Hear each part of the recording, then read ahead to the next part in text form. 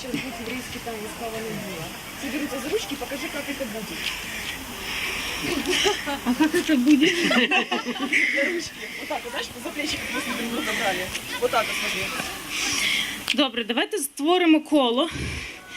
Навколо вогню, правильно? Вокруг костра становите все.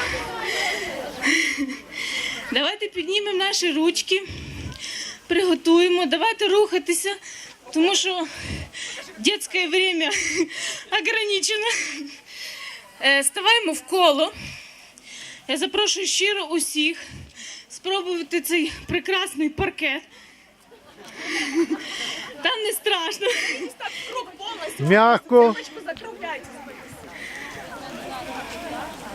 Хутко, хутко, треба замкнути коло. Не, я снимаю, слышу. І дивіться, беремо ось отак от за ручки. Плечиками. Плечиками, ось так. Нормально. Скажи, что детки за ручку держат. А дітей можна за руки. Вище ручки, за плечі, гарне коло. Молодці.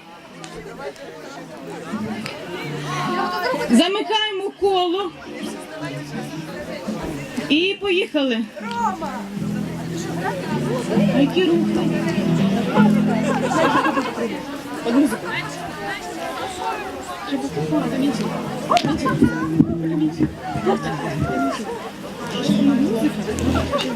Зараз буде єврейський танець.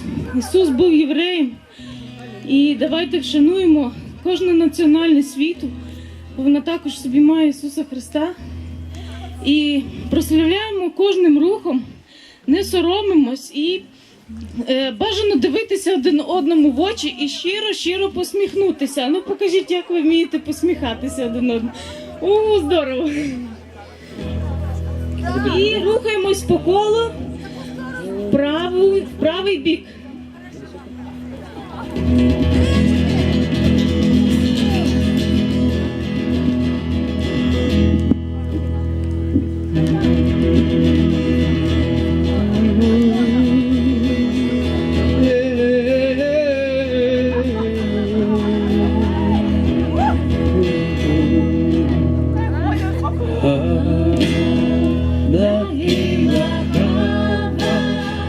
Нагіла